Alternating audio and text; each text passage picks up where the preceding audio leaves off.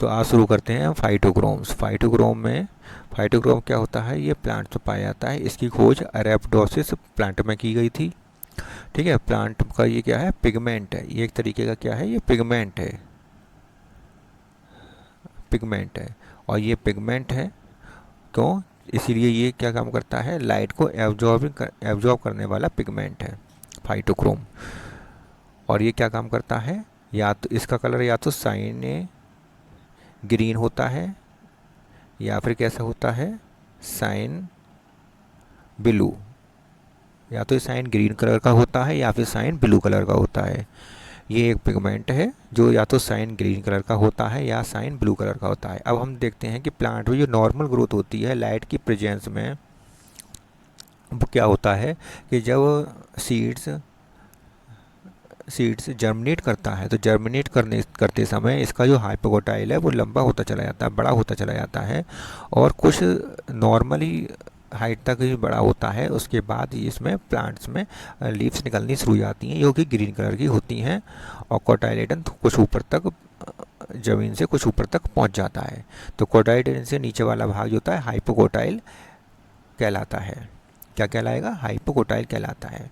Normally growth जो देखा गया जाता है वो इसी तरह से लाइट में होता है। लेकिन डार्क में यदि हम देखते हैं तो जो सीड है, सीड जब जर्मिनेट करता है तो जर्मिनेट करने के बाद इसका हाइपोकोटाइल इलोंगेटेड हो जाता है, ज़्यादा इलोंगेट हो जाता है। इलोंगेटेड हाइपोकोटाइल, इसका जो हाइपोकोटाइल है वो ज़्यादा इलोंगेट हो जाता है, और ज़्यादा इलोंगेट होने के कारण क्या है? इसकी लंबाई ज़्यादा बढ़ जाती है, और जो कोटाइलेडन है वो ज़्यादा ऊपर हो जाते हैं। आवश्यकता से अधिक हाइपोकोटाइल की लंबाई बढ़ जाती है, और साथ ही साथ जो पत्तियाँ निकलती हैं वो नीचे की तरफ मुड़ जाती हैं, और इसमें इनका कलर भी पीला हो जाता है। मतलब क्लोरोप्लास्ट इसमें नहीं बन पाता है, और नहीं क्लोरोप्लास्ट नहीं बनने के कारण ये पेल येलो कलर की हो जाती हैं। Pale yellow leaves. ठीक है, तो पेल येलो कलर की लीव्स बन जाती हैं। ये क्या है? कोटाइलेडन। कोटाइलेडन है ये। और इनका जो ऊपर का पोर्शन है, एपिकल पोर्शन, वो नीचे की तरफ मुड़ जाता है। क्या बना लेता है? एपिकल, नीचे की तरफ मुड़कर क्या बना लेता है? Apical hook. क्या बनाएगा ये? एपिकल हुक बनाएगा। तो इसमें तीन चीज़ें देखी गई कि एपिकल हुक बन जाता है यदि डार्क में हो, लाइट की एब्सेंस में हो, तब क्या होता है? हाइपोकोटाइल ज़्यादा इलोंगेट हो जाता है, पत्तियाँ पीली पड़ जाती हैं क्लोरोप्लास्ट न बनने के कारण, और एपिकल हुक बन जाता है। अगर इन्हें दोबारा से लाइट में रख दिया जाए, अगर हम क्या करें, इन्हें दोबारा से लाइट में रख दें, डार्क से निकाल कर लाइट में रख दें, तब क्या होगा? एपिकल हुक जो है वो स्ट्रेट हो जाता है। एपिकल हुक कैसा हो जाएगा? स्ट्रेट हो जाएगा। एपिकल हुक स्ट्रेट हो जाता है। दूसरा, क्लोरोप्लास्ट बनने लगता है तो पीली पत्तियां ग्रीन हो जाती हैं। Chloroplast formation formation chloroplast formation होने लगता है। और तीसरा, जो एपिकल होता है वो स्ट्रेट हो जाता है, क्लोरोप्लास्ट की फॉर्मेशन होने लगती है। और तीसरा जो है हाइपोकोटाइल जो है का इलोंगेशन, हाइपोकोटाइल का इलोंगेशन कम हो जाता है। हाइपोकोटाइल का इलोंगेशन कम हो जाता है। ये तीन चीज़ें इसमें देखने को हमें मिलती हैं। क्यों मिलती हैं? क्योंकि इसमें लाइट की प्रेजेंस में फाइटोक्रोम्स अपना काम करने, लाइट को एब्जॉर्ब करके अपना वर्क करने लगता है, अपना फंक्शन करने लगता है, जिसके कारण एपिकल हुक स्ट्रेट हो जाता है, क्लोरोप्लास्ट की बनने लगता है, इलोंगेटेड हाइपोकोटाइल जो है उसमें इलोंगेशन कम हो जाता है। तो ये चीज़ हमें देखने को मिलती है कि फाइटोक्रोम क्या काम करता है। फाइटोक्रोम की जो काम है वो फंक्शन है, वो फंक्शन अपने प्रॉपर तरीके से करने लगता है। लेकिन डार्क में ये अपना लाइट को एब्जॉर्ब नहीं कर पाता है, इसलिए इसमें एपिकल हुक बनने लगते हैं, क्लोरोप्लास्ट डिजेनरेट हो जाता है और नहीं बनता है, और इलोंगेशन, हाइपोकोटाइल इलोंगेशन ज़्यादा हो जाता है। ये लाइट को एब्जॉर्ब करता है, इसलिए हम इसे कहेंगे लाइट एब्जॉर्बिंग पिगमेंट कहते हैं इसे, क्योंकि ये लाइट को कौन कौन से रेड लाइट को और फार रेड लाइट को, दो रेड लाइट को एब्जॉर्ब करता है और फार रेड लाइट को एब्जॉर्ब करता है। रेड लाइट जो होती है 620 नैनोमीटर से 700 नैनोमीटर के बीच की होती है, और फार रेड लाइट का रेंज होती है 710 से 850 नैनोमीटर तक होता है। इसमें दो फॉर्म होती हैं, पी आर और P F R. P R red light को एब्जॉर्ब करके पी एफ आर में चेंज हो जाता है, और P F R far red light को एब्जॉर्ब करके पी आर में चेंज हो जाता है। ठीक है, पी आर जो है इनएक्टिव फॉर्म होती है, जबकि P F are active form होती है। पी आर इनएक्टिव फॉर्म के साथ साथ ये साइन ब्लू कलर की होती है, जबकि P F are active form होती है और साइन ग्रीन कलर की होती है। और यही active form P F are response show करती है या फिर फंक्शन करती है। ठीक है, फंक्शन शो करती है या रेस्पॉन्स शो करती है। पी आर और पी एफ आर आपस में इंटर कन्वर्सिबल होते हैं, क्योंकि ये आपस में चेंज हो सकते हैं। बस रेड लाइट मिलते ही पी एफ आर में बदल जाता है, और P F R far red light मिलते ही पी आर बदलने लगता है। तो इसे इंटर कन्वर्सिबल होते हैं, और इस प्रोसेस को हम क्या कहेंगे, इस प्रोसेस को हम कहेंगे फोटो रिवर्सिबिलिटी कहते हैं। इसको हम कहते हैं फोटो रिवर्सिबिलिटी कहते हैं। अब डार्क रिवर्सन, जो डार्क में रिवर्सन होता है वो स्पॉन्टेनियसली होता है, धीमे धीमे होता है। डार्क में जो रिवर्सन होता है वो धीमे धीमे होता है, ये बात नोट करने वाली है यार। और डार्क जो होता है उसमें पी आर पाया जाता है, लाइट में पी एफ आर पाया जाता है। डार्क में पी आर पाया जाता है, और ये पाया जाता है इट्यूलेटेड प्लांट के अंदर। इट्यूलेटेड प्लांट जो हैं वो शॉर्ट डे प्लांट होते हैं, इसमें लाइट की कम आवश्यकता होती है और डार्क में अधिकतर रहते हैं, इसीलिए उसमें पी आर पाया जाता है। डी इट्यूलेटेड प्लांट जो होते हैं, जो लाइट में रहते हैं, लॉन्ग डे प्लांट होते हैं, इनमें लाइट की आवश्यकता होती है, पी एफ आर इसमें पाया जाता है। अब आगे देख लेते हैं। पी आर जो है पी एफ आर में चेंज हो जाता है रेड लाइट मिलती ही। जैसे ही रेड लाइट मिलती है पी एफ आर में चेंज होता है, लेकिन ये 100% चेंज नहीं होता है, बल्कि ये कुछ अमाउंट में शेष रह जाता है। मतलब पी आर जो है पी एफ आर में चेंज तो हो जाता है 100%, लेकिन कुछ मात्रा में ये वापस पी आर में बदल जाता है। जैसे कि 12 पर नीचे लिखा 12% पी आर में चेंज हो जाता है। क्योंकि अब ऐसा होता क्यों है, ऐसा होता है एब्जॉर्प्शन स्पेक्ट्रा का ओवरलैपिंग होने के कारण। एब्जॉर्प्शन स्पेक्ट्रा ओवरलैप करता है, जिसके कारण क्या होता है कि पी आर जो है 88% तो पी एफ आर में चेंज हो जाता है, लेकिन जैसे ही पी एफ आर को फार रेड लाइट मिलती है, ये कुछ मात्रा में माइनर फार रेड लाइट मिलती है, उसी के कारण 12% पी आर में चेंज हो जाता है। ठीक है, ऐसे ही पी एफ आर भी फार रेड लाइट मिलने पर पी आर में चेंज हो जाता है 98%, और लेकिन पी आर को जैसे ही माइनर रेड लाइट मिलती है, ये 2% पी एफ आर में चेंज हो जाता है। इसको हम क्या कहेंगे, इसको कहेंगे फोटो स्टेशनरी इक्विलिब्रियम। इसको हम क्या कहते हैं, फोटो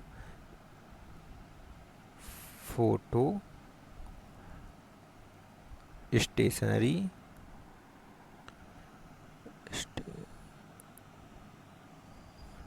इक्विलिब्रियम।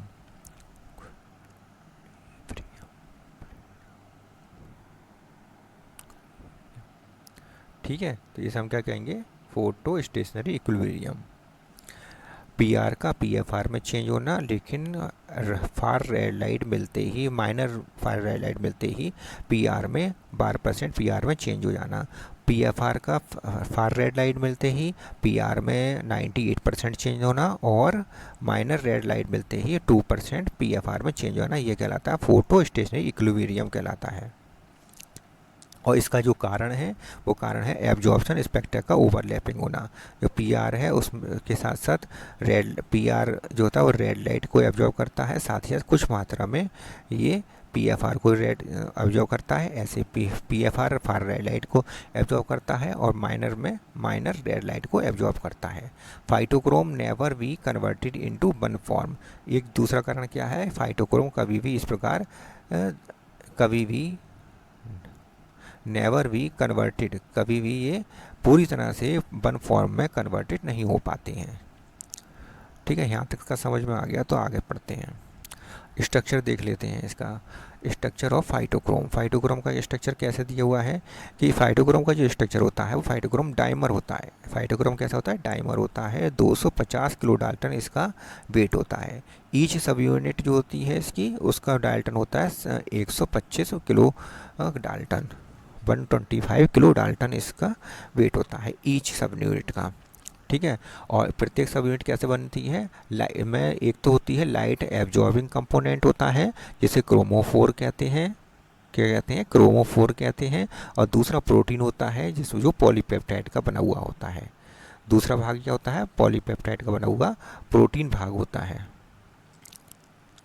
ये चूँकि ये डाइमर होता है तो एक एक तो सब यूनिट होती है क्रोमोफोर और पॉलीपेप्टाइड की, दूसरी सब यूनिट होती है क्रोमोफोर और पॉलीपेप्टाइड की। ये दोनों सब यूनिट आपस में मिलकर एक फाइटोक्रोम बनाते हैं, एक फाइटोक्रोम का डाइमर बनाते हैं जो कि एक्टिव फॉर्म में होता है। और ये न्यूमरस रेस्पॉन्स शो करता है, जैसे कि हमने ऊपर बताया था कि ये इलोंगेशन को, हाइपोक्रोटाइल इलोंगेशन को कंट्रोल करता है, क्लोरोप्लास्ट बनाता है, एपिकल हुक को स्ट्रेट करता है। ठीक है, और फ्लोर में भी हेल्प करता है, और भी फॉर्म फंक्शंस हैं जिसके हम बताएंगे आगे चल के। फाइटोक्रोमोबिलिन जो होता है, फाइटोक्रोमोबिलिन ये लीनियर टेट्रापायरोल स्ट्रक्चर होता है इसका।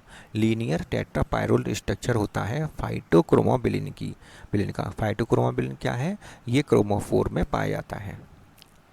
फाइटोक्रोमोबिलिन क्रोमोफोर के अंदर पाया जाता है। अब जैसे कि एक सब यूनिट है एन पॉलीपेप्टाइड की, इसका एक टर्मिनल है एन और एक टर्मिनल होता है सी, एन टर्मिनल सी टर्मिनल। ऐसी दूसरी हम चेन बना लेते हैं, दूसरा सब यूनिट बना लेते हैं नाइट एन टर्मिनल और सी टर्मिनल। अब इसमें क्या है कि सिस्टीन द्वारा क्रोमोफोर इस सिस्टीन द्वारा इससे अटैच रहता है। ऐसी दूसरी सब यूनिट से भी सिस्टीन द्वारा ही क्रोमोफोर अटैच रहता है। तो इस जगह जो बॉन्ड बनेगा वो बॉन्ड बनेगा थायो ईथर बॉन्ड। थायो ईथर बॉन्ड बनता है जो कि एक कोवेलेंट बॉन्ड होता है। जब ये साइटोसोल में क्रोमोफोर, साइटोसोल में क्या होता है कि क्रोमोफोर प्रोटीन के साथ बाउंड कर जाता है, क्रोमोफोर प्रोटीन के साथ बाउंड कर जाता है और ये प्रोसेस कहलाती है ऑटो कैटालिटिक प्रोसेस। ये जो प्रोसेस कहलाएगी क्रोमोफोर प्रोटीन के साथ जब बाइंड करेगा तो ये क्रिया कहलाएगी auto catalytic form process, auto catalytic process कहलाती है। और ये एक स्पॉन्टेनियस प्रोसेस है। ऑटो कैटालिटिक प्रोसेस कैसी है, स्पॉन्टेनियस प्रोसेस है। इसके बाद इसका जो डिटेल स्ट्रक्चर है वो हम आपको छुड़वा देते हैं, यहाँ पर नहीं बनाने की ज़रूरत है। इसमें जीन देख लेते हैं कि जीन कितने प्रकार के होते हैं। 5 टाइप के जीन होते हैं। फाइटोक्रोम में 5 प्रकार के जीन पाए जाते हैं।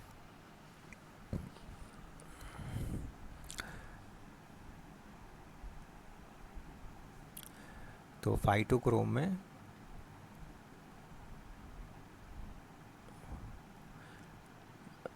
जीन ऑफ फाइटोक्रोम कितने टाइप के होते हैं, 5 टाइप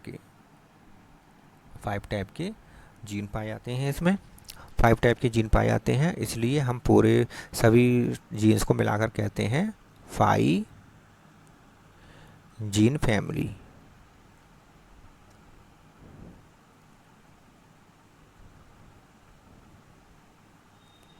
5 जीन फैमिली कहते हैं। इसे क्या कहेंगे, 5 जीन फैमिली कहेंगे इसे। तो 5 से मतलब हो गया फाइटोक्रोम। ठीक है, और ये कितने होते हैं, 5 प्रकार के होते हैं। पहला होता है 5A दूसरा हो गया फाई बी, तीसरा हो गया फाई सी, फाई डी और फाई ई। तो इस प्रकार ये 5 प्रकार के होते हैं, 5 जीन होते हैं 5A से लेकर 5E तक। जो 5A है ये अनस्टेबल होता है, लाइट की प्रेजेंस में अनस्टेबल होता है। अनस्टेबल होता है अर्थात डिग्रेडे हो जाता है, इसका डिग्रेडेशन हो जाता है लाइट की प्रेजेंस में। ठीक है, लाइट की प्रेजेंस में क्या होता है, डिग्रेडेशन हो जाता है, लाइट अनस्टेबल होता है और ये डार्क में पाया जाता है। इसीलिए ये कहाँ पाया जाएगा, डार्क में प्रेजेंट होता है, डार्क में प्रेजेंट होता है। ठीक है, इसीलिए ये क्या कहलाता है, इसको रखा गया है टाइप 1 में, इसे को रखा गया है टाइप 1 में, इसको रखा गया है टाइप 1 में, इसको रखा गया है। इसमें NLS नहीं पाया जाता है, एब्सेंट होता है। इसमें NLS इस पे एब्सेंट होता है। NLS क्या होता है, न्यूक्लियोलर लोकलाइजिंग सिग्नल, इसमें नहीं पाया जाता है। ठीक है, बाकी सारे जो बचे हैं ये सभी क्या हैं, लाइट की प्रेजेंस में स्टेबल होते हैं। तो ये क्या सब क्या होते हैं, लाइट में स्टेबल होते हैं, लाइट में स्टेबल होते हैं। अर्थात ये डार्क में नहीं पाए जाते हैं, डार्क में भी पाए जाते हैं कुछ माइनरली, लेकिन मेजरली ये लाइट में पाए जाते हैं। तो ये majorly present in light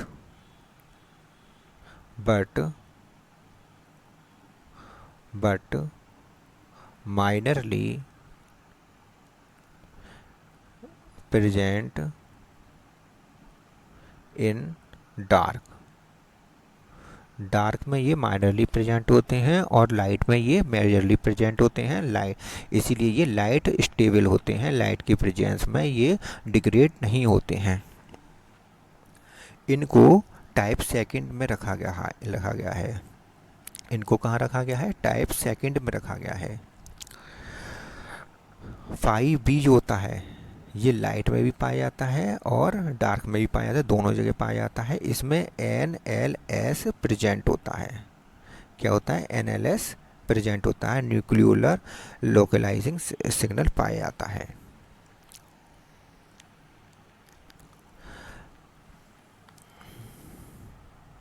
PHA dark में होता है अर्थात इट्यूलेटेड प्लांट में पाया जाता है। कहाँ पाया जाएगा, ये इट्यूलेटेड प्लांट में पाया जाएगा। तो PHA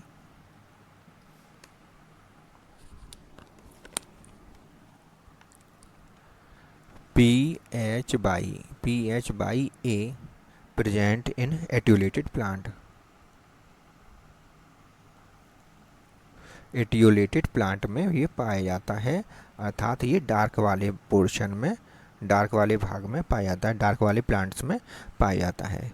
इसमें NLS नहीं होता है, इसलिए ये न्यूक्लियस में नहीं जा पाता है, लेकिन दूसरे कुछ अदर प्रोटीन होती है उनकी प्रेजेंस में ये न्यूक्लियस में चला जाता है। तो ये कैसे लिखेंगे इसे, PHY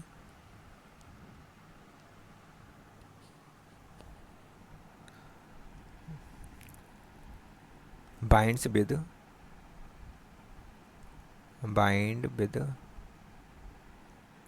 other protein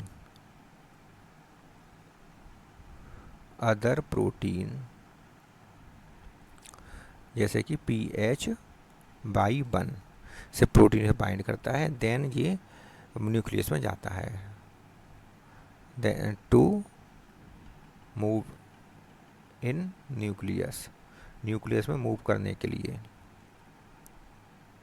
न्यूक्लियस में मूव करने के लिए PHY1 से ये बाइंड कर जाता है, तब ये न्यूक्लियस में जा पाता है। इसमें NLS नहीं पाया जाता है, न्यूक्लियर लोकलाइजिंग सिग्नल नहीं पाया जाता है, इसीलिए ये न्यूक्लियस में नहीं जा सकता है। साइटोप्लाज्म में पाया जाता है लेकिन न्यूक्लियस में नहीं जा पाता है। फाई ए जो है वो लाइट की प्रेजेंस में डिग्रेड हो जाता है। अब डिग्रेड हो जाता है तो किन किन की क्या क्या हो सकता है, किस वजह से डिग्रेड हो जाता है, क्या हो जाता है इसमें। तो सबसे पहले लिख लेते हैं कि इसमें ये this this this is this become degrade in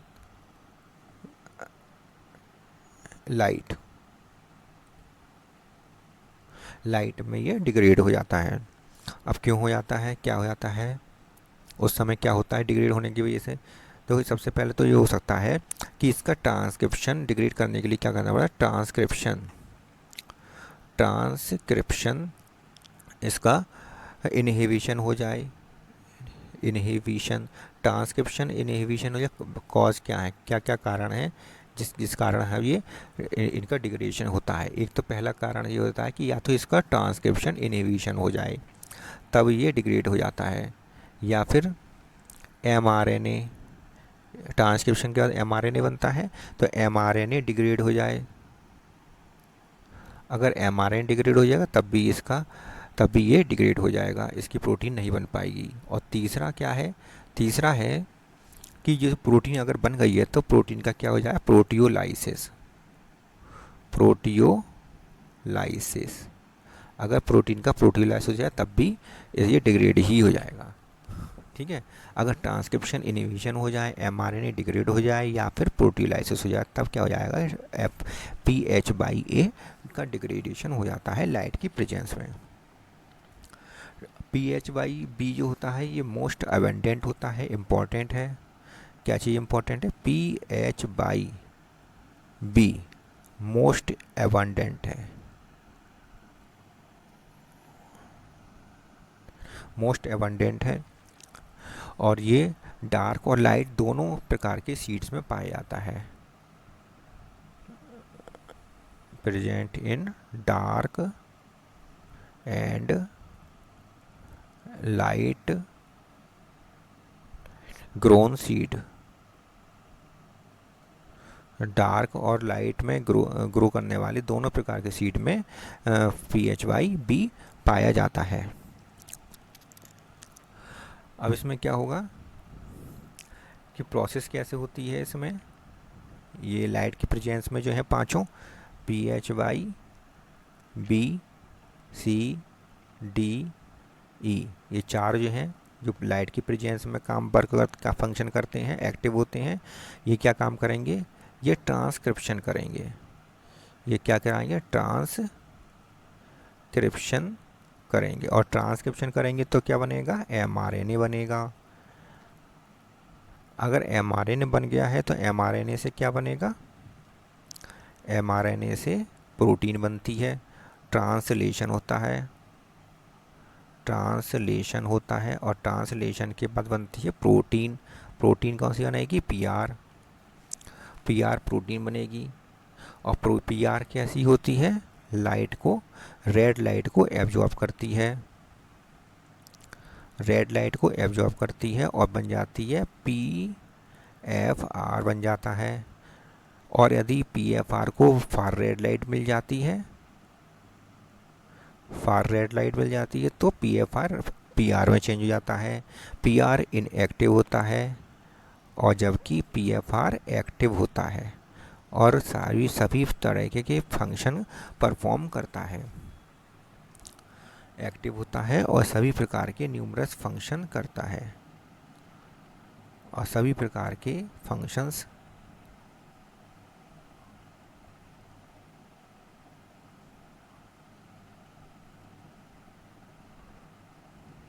functions करता है, रेस्पॉन्स करता है, फंक्शन करता है।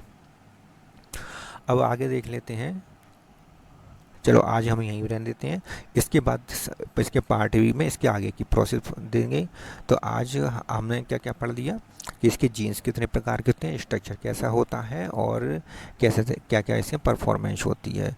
सबसे पहले तो हमने यही पढ़ा था कि इसका परफॉर्मेंस कहाँ पर होती है, कि ये एपिकल हुक को एपिकल हुक को स्ट्रेट कर देता है, क्लोरोप्लास्ट बनाने में हेल्प करता है और इलोंगेशन, हाइपोटाइल का इलोंगेशन को कंट्रोल करता है, अधिक बढ़ने नहीं देता है। ठीक है, अगर आज की वीडियो अच्छी लगी हो तो लाइक करें, अपने साथियों के साथ शेयर करें, और HPSC वाले बच्चे इस पॉइंट को, इस क्वेश्चन को भी उतार लें, क्योंकि ये भी इम्पोर्टेंट क्वेश्चन है। इससे पहली वाली वीडियो में जो क्वेश्चन कराया है वो भी इम्पोर्टेंट है। पहली वाली वीडियो क्रिप्टोक्रोम का कराया है, वो भी पेपर में आता है, फाइटोक्रोम का भी आता है, दोनों ही सेंसरी फोटोबायोलॉजी के अंतर्गत हैं।